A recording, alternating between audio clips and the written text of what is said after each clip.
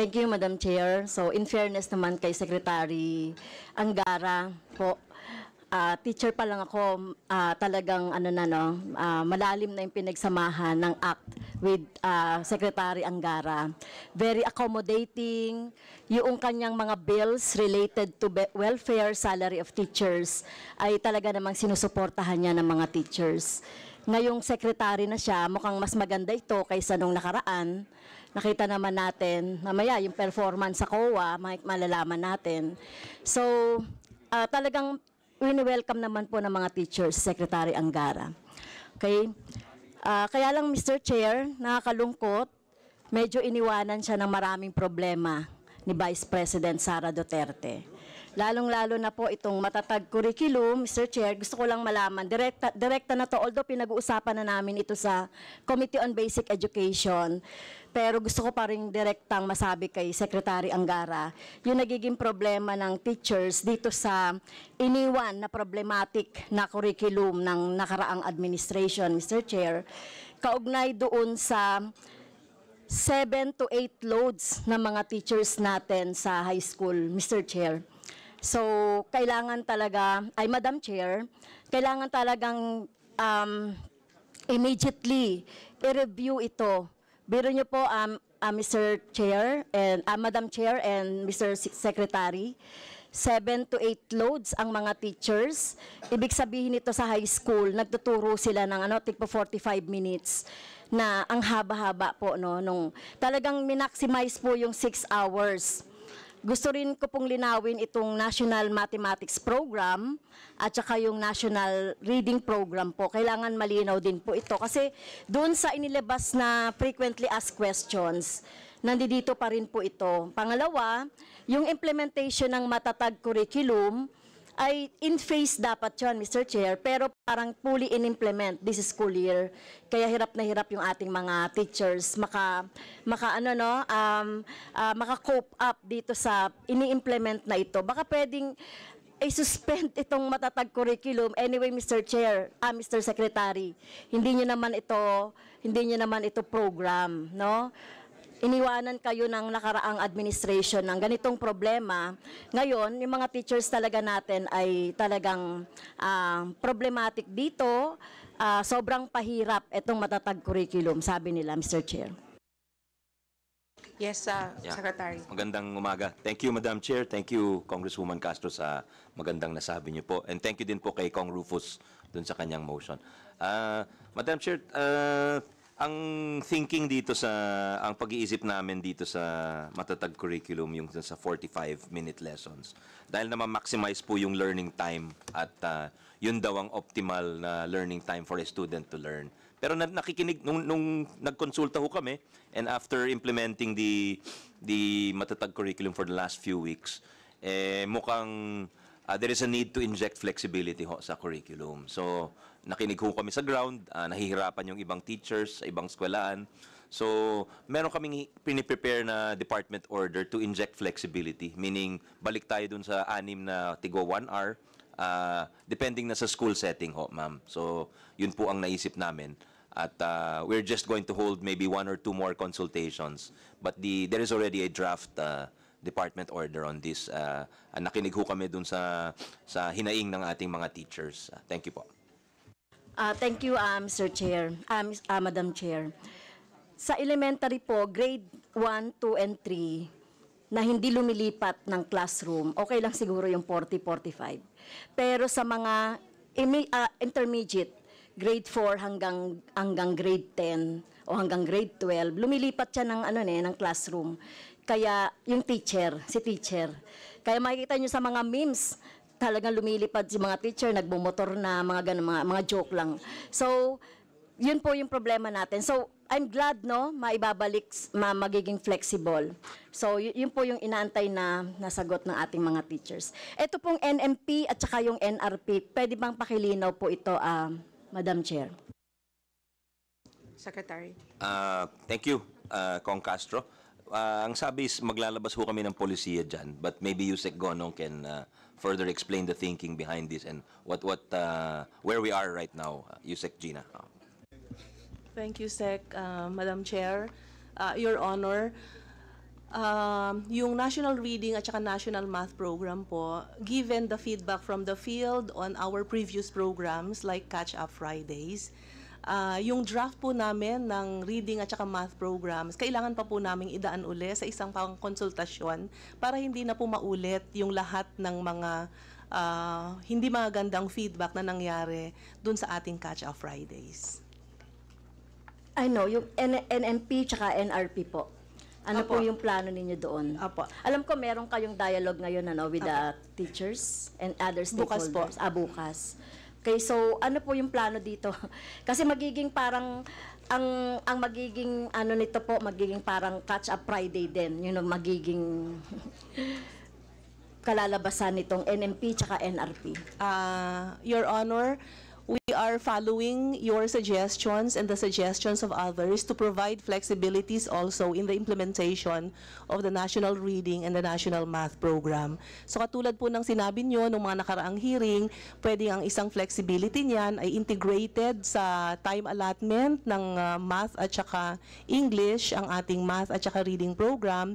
Pwede rin pong gawin yung pull-out strategy kung kaya naman ng mga schools, or pwede din po ang additional time allotment kung kaya po ng ibang mga schools. So we're giving flexibilities, ma'am, based on our discussions with you and others. Salamat po. Thank you, Madam Chair. Second po, ito na po yung exciting part. Yung mga COA report po at saka yung COA observation as regard to computerization. Medyo mahalaga sa akin to, Madam Chair and Mr. Secretary, dahil gusto natin talaga mabigyan talaga ng mga laptop, no? Mga computer, yung ating mga teachers. Okay?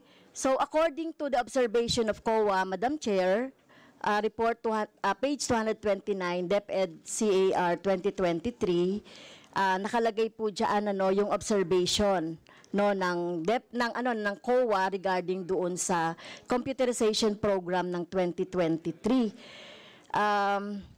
Medyo mahabang banggitin, kulang na po ako sa time. Can the DepEd please update us on the status of its various computerization programs? So alam ko may mga delays according dito sa COA report. So pwede po bang magbigay yung particularly po yung DCP, no?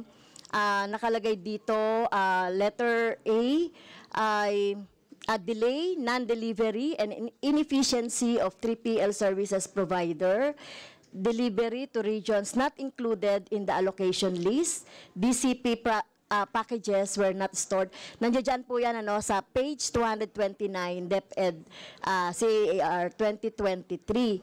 So, pwede po ba tayong ma-update, Mr. Chair, kaugnay dito sa computerization program ng DepEd? Secretary, please. Yes, Madam Chair, this was before my time. With your permission, I will ask some of the undersecretaries, our Undersecretary for Legal, Yusek Omar Romero, to discuss that. That's a transpac, if I'm not mistaken. Yes. Yusek Romero, you're Yes, recognized. thank you, Secretary. Thank you, Madam Chair, Mr. Chair. Yes, in response to the question, the observation of the COA is the delayed delivery or the non-delivery of the computers to the regions. And we are happy to update, Mr. Chair, Madam Chair, that earlier this year, the Department of Education, as directed by our operations strand, directed our regional offices and our schools district offices to pull out all the goods procured and which remained in the warehouses of the third-party logistics supplier, yung Transpac po. So, if I'm not mistaken, almost more than 90% have been pulled out, with a minority remaining only in the Carmona warehouse of said logistics supplier. So all the items, the computers being a subject of the question, most of them have been pulled out and are now with the regional offices and our schools district offices rather, for distribution to the schools, Mr. Chair, Madam Chair. Dagdag ko lang, Your Honor, na naabutan ko to nung na-brief ako. Nagulat ako na 4 years old na pala yung mga gamit doon.